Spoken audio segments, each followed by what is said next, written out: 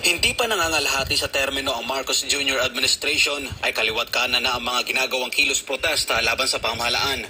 Hindi lang sa Luzon, Visayas at Mindanao, kundi maging sa ibang bansa, iisa lang ang sigaw ng mga Pilipino. Resign! Bangag, resign! Ilang araw lang matapos ang ginawang National Day of Protest nitong 30 ng Hunyo na dinaluhan ng libu-libong Pilipino sa buong mundo. Heto at muling nagtipon ng ilan sa ating mga kababayan para ipanawagan ang pagbaba sa pwesto ni Bongbong Marcos. Daan-daang volunteers ng mamamayan ayaw ng digmaan at Marcos Alis Dyan Movement ang nagkaisa para iparating sa pamahalaan ang kanilang mga hinaing. Tatlo ang branches ng gobyerno natin, executive, legislative, tsaka judiciary. Anong ginawa ninyo ngayon? Anong ginawa ninyo sa bansang ito? Bakit hindi kayo manindigan para sa taong bayan, lalo na sa banta ng giyera na tayong lahat ay mamamatay? Ayon kay dating Department of Energy, Undersecretary Ben Ranque, kaya nila binuo ang Marcos Alis Dyan Movement ay dahil punong-puno na sila sa pagiging mahina at kawalang resulta sa pamamalakad ng mga nasa kapangyarihan ngayon. Kaya kinasa namin itong Marcos Alis Dyan kasi wala na kaming magawa. Enough is enough. We have had trouble. Enough for the trouble. Marami ng kaguluhan. Mataas na ang kagutuman. Bumalik ang druga. Bumalik ang criminality. Bigas saan? Ang 20 pesos mo. Di ba? Nag-iisip ka ba? Para naman sa dating Philippine diplomat at political analyst na si Adolfo Paglinawan, nanganganib ngayon ang ating bansa dahil sa presensya ng mga Amerikano. Punta tayo mula noong 2001, 2003.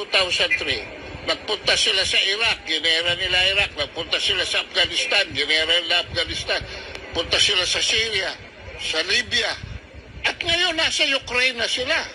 Nako, mga kabansa, lahat ho ng binanggit ko, wasak-wasak. Correct. Wasak-wasak na bansa. Tayo na naman at ang ngayon, wawasakin. May masama akong balita sa inyo. Nandito na sila sa Pilipinas. Tayo na ho ang susunod na wawasakin. Correct. Anya dahil sa inilatag na missile system ng mga Kano dito sa Pilipinas, ay nailagay na tayo ngayon sa mapa ng nuclear system ng mga malalakas na bansa na anumang oras ay pwedeng ihulog dito sa Pilipinas.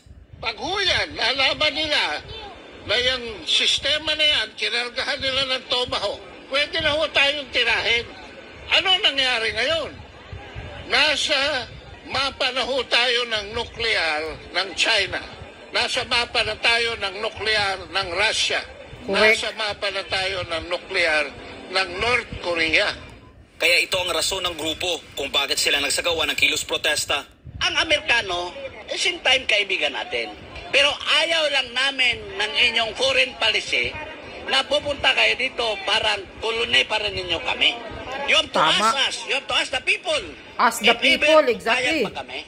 Huwag yung basta-basta na lang ninyo isang tao lang kusapin, bangag pa. Kaya kinasa namin itong Marcos Alis Dyan. Kasi wala na kaming magawa. Enough is enough. We have had trouble.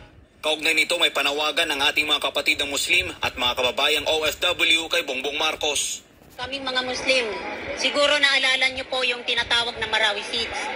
Sa aming mga Muslim, ayaw na namin maulit ang nangyari sa Marawi na talaga namang walang humpay ang putukan dyan. So kaming mga Muslim, kaya po kami nandito para po iparating na ayaw na namin maulit ang nangyari nung nakaraan. Mahal na Pangulo, tandaan mo ang sinabi mo noong nangangampanya ka.